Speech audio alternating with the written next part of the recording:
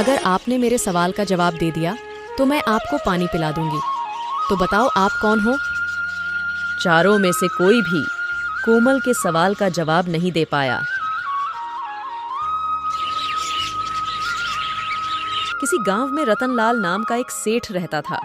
उसका एक ही बेटा था जो व्यापार के काम से परदेस गया हुआ था। इस तरह घर में सिर्फ सेठ, उसकी पत्नी और उसकी बहू ही रहते थे। एक दिन सेठ की बहू कोमल कुएं पर पानी भरने गई। घड़ा जब भर गया तो उसे उठाकर कुएं के मुंडेर पर रख दिया और अपने हाथ मुंह धोने लगी। तभी कहीं से 4 राहगीर वहां आ पहुंचे और उनमें से एक राहगीर बोला, बहन, मैं बहुत प्यासा हूँ, क्या मुझे पानी पिला दोगी? सेठ की बहू को पानी पिलाने में थोड़ी झिझक महसूस हुई, क्योंकि वह उस समय कम कपड़े पहने हुए थी। उसके पास कोई लौटा या गिलास भी नहीं था जिससे वह पानी पिला देती। इसी कारण वहां उन राहगीरों को पानी पिलाना उसे ठीक नहीं लगा, लेकिन वह उनसे मना भी नहीं कर सकती थी। इसलिए कोमल ने उससे पूछा, अगर आपने मेरे सवाल का जवाब दे दिया तो मैं आपको पानी पिला दूंगी। तो बताओ आप कौन हो? राहगीर ने कहा, मैं एक यात्री हूँ। तभी कोमल बोली, यात्री तो संसार में केवल 2 ही होते हैं। आप उन दोनों में से कौन से हैं? अगर आपने मेरे इस सवाल का सही जवाब दे दिया तो मैं आपको पानी पिला दूंगी, नहीं तो मैं पानी नहीं पिलाऊंगी। राहगीर सोचने लगा, लेकिन बेचारा राहगीर उसकी बात का कोई जवाब नहीं दे पाया। तभी दूसरे राहगीर ने पानी पिलाने की विनती की। कोमल ने दूसरे राहगीर से पूछा, अच्छा, तो आप बताइए कि आप कौन हैं? दूसरा राहगीर तुरंत बोल उठा, बहन, मैं तो एक गरीब आदमी हूँ। कोमल फिर से बोली, भैया, गरीब तो केवल 2 ही होते हैं। आप उनमें से कौन से हैं? प्रश्न सुनकर दूसरा राहगीर चकरा गया। उसको कोई जवाब नहीं सूझा तो वह चुपचाप हट गया। तीसरा राहगीर बोला, बहन, मुझे बहुत प्यास लगी है, ईश्वर के लिए तुम मुझे पानी पिला दो। कोमल ने पूछा, अब आप कौन हैं?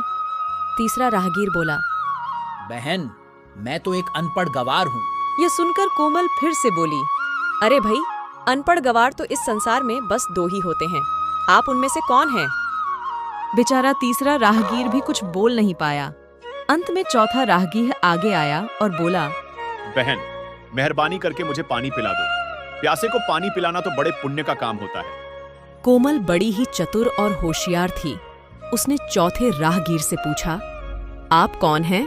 वह राहगीर अपनी खींच छिपाते हुए बोला, मैं तो बहन बड़ा ही मूर्ख हूँ। इस बार कोमल ने कहा, मूर्ख तो संसार में केवल 2 ही होते हैं। आप उनमें से कौन हैं? बेचारा वह भी उसके प्रश्न का उत्तर नहीं दे सका। इसलिए चारों पानी पिए बगैर ही वहां से जाने लगे। तो कोमल बोली, यहाँ से थोड़ी ही दूर पर मेरा घर है, आप लोग कृपया वहीं चलिए, मैं आप लोगों को पानी पिला दूंगी। चारों राहगीर उसके घर की तरफ चल पड़े। कोमल ने इसी बीच पानी का घड़ा उठाया और छोटे रास्ते से अपने घर पहुंच गई। उसने घड़ा रख दिया और अपने कपड़े ठीक तरह से पहन लिए। इतने में वे चारों राहगीर उसके घर पहुंच गए। कोमल ने उन सभी को पानी पिलाया। पानी पीने के बाद वे राहगीर अपनी राह पर चल पड़े। सेठ उस समय घर में एक तरफ बैठा यह सब देख रहा था। उसे बड़ा दुख हुआ। वह सोचने लगा, इसका पति तो व्यापार करने के लिए परदेस गया है और यह उसकी गैर हाजिरी में पराए मर्दों को घर बुलाती है, उनके साथ हंसती बोलती है। इसे तो मेरा भी लिहाज नहीं है। यह सब देख अगर मैं चुप रह गया तो आगे से इसकी हिम्मत और बढ़ जाएगी। मेरे सामने इसे किसी से बोलते बतियाते शर्म नहीं आती तो मेरे पीछे न जाने क्या क्या करती होगी। फिर एक बात यह भी है कि बीमारी कोई अपने आप ठीक नहीं होती, उसके लिए वैद्य के पास जाना पड़ता है। क्यों ना इसका फैसला राजा पर ही छोड़ दूं। यही सोचता हुआ वह सीधा राजा के पास जा पहुंचा और अपनी परेशानी बताई। सेठ की सारी बातें सुनकर राजा ने उसी वक्त बहू को बुलाने के लिए सिपाही बुलवा भेजे और उनसे कहा, तुरंत सेठ की बहू को राजसभा में उपस्थित किया जाए। राजा के सिपाहियों को अपने घर पर आया देख उस सेठ की पत्नी ने अपनी बहू से पूछा, क्या बात है बहू रानी, क्या तुम्हारी किसी से कहासुनी हो गई थी जो उसकी शिकायत पर राजा ने तुम्हें बुलाने के लिए सिपाही भेज दिए? बहू ने सास की चिंता को दूर करते हुए कहा, नहीं सासू माँ, मेरी किसी से कोई कहासुनी नहीं हुई है, आप जरा भी फिक्र न करें। सास को आश्वस्त कर वह सिपाहियों से बोली, तुम पहले अपने राजा से यह पूछकर आओ कि उन्होंने मुझे किस रूप में बुलाया है, बहन, बेटी या फिर बहू के रूप में। किस रूप में मैं उनकी राजसभा में मैं आऊं? बहू की बात सुन सिपाही वापस चले गए। उन्होंने राजा को सारी बातें बताईं। राजा ने तुरंत आदेश दिया कि पालकी लेकर जाओ और कहना कि उसे बहू के रूप में बुलाया गया है। सिपाहियों ने राजा की आज्ञा के अनुसार जाकर सेठ की बहू से कहा, राजा ने आपको बहू के रूप में आने के लिए पालकी भेजी है। बहू उसी समय पालकी में बैठकर राजसभा में जा पहुंची।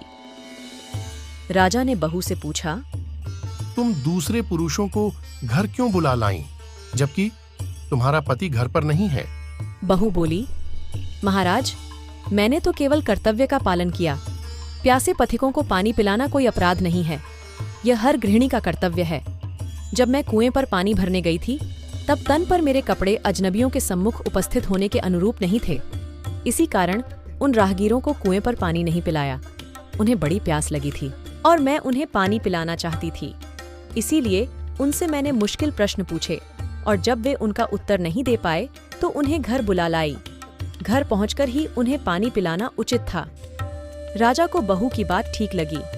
राजा को उन प्रश्नों के बारे में जानने की बड़ी उत्सुकता हुई जो बहू ने चारों राहगीरों से पूछे थे। राजा ने सेठ की बहू से कहा, भला मैं भी तो सुनूं कि वे कौन से प्रश्न थे जिनका उत्तर वे लोग नहीं दे पाए।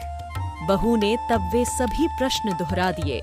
बहू के प्रश्न सुन राजा और सभासद चकित रह गए। फिर राजा ने उससे कहा, तुम खुद ही इन प्रश्नों के उत्तर दो, हम अब तुमसे यही जानना चाहते हैं। बहू बोली, महाराज, मेरी दृष्टि में पहले प्रश्न का उत्तर है कि संसार में सिर्फ दो ही यात्री हैं, सूर्य और चंद्रमा। मेरे दूसरे प्रश्न का उत्तर है कि बहू और गाय इस पृथ्वी पर ऐसे दो प्राणी हैं जो गरीब हैं। अब मैं तीसरे प्रश्न का उत्तर सुनाती हूँ। महाराज, हर इंसान के साथ हमेशा अनपढ़ गंवारों की तरह जो हमेशा चलते रहते हैं, वे हैं भोजन और पानी। चौथे आदमी ने कहा था कि वह मूर्ख है, और जब मैंने उससे पूछा कि मूर्ख तो दो ही होते हैं, तुम उनमें से कौन से मूर्ख हो, तो वह उत्तर नहीं दे पाया। इतना कहकर वह चुप हो गई। राजा ने बड़े आश्चर्य से पूछा, क्या तुम्हारी नजर में इस संसार में सिर्फ दो ही मूर्ख हैं? हाँ महाराज, इस घड़ी, इस समय मेरी नजर में सिर्फ दो ही मूर्ख हैं। राजा ने कहा, तुरंत बतलाओ कि वे दो मूर्ख कौन हैं। इस पर बहू बोली, महाराज, मेरी जान बख्श दी जाए तो मैं इसका उत्तर दूं। राजा को बड़ी उत्सुकता थी यह जानने की कि वे दो मूर्ख कौन हैं। सो उसने तुरंत बहू से कह दिया, तुम निसंकोच होकर कहो, हम वचन देते हैं तुम्हें कोई सजा नहीं दी जाएगी। महाराज, मेरे सामने इस वक्त बस दो ही मूर्ख हैं। फिर अपने ससुर की ओर हाथ जोड़कर कहने लगी, पहले मूर्ख तो मेरे ससुर जी हैं, जो पूरी बात जाने बिना ही अपनी बहू की शिकायत राजदरबार में की। अगर इन्हें शक हुआ ही था तो ये पहले मुझसे पूछ तो लेते, मैं खुद ही इन्हें सारी बातें बता देती। इस तरह घर परिवार की बेइज्जती तो नहीं होती। इस पर ससुर को अपनी गलती का एहसास हुआ। उसने बहू से माफी मांगी। बहू चुप रही। राजा ने तब पूछा, और दूसरा मूर्ख कौन है? बहू ने कहा, दूसरा मूर्ख खुद इस राज्य का राजा है, जिसने अपनी बहू की मान मर्यादा का जरा भी ख्याल नहीं किया और सोचे समझे बिना ही बहू को भरी राजसभा में बुलवा लिया। बहू की बात सुनकर राजा पहले तो क्रोध से आग बबूला हो गया, परंतु तभी सारी बातें उसकी समझ में आ गईं। समझ में आने पर राजा ने बहू को उसकी समझदारी और चतुराई की सराहना करते हुए उसे ढेर सारे पुरस्कार देकर सम्मान सहित विदा किया।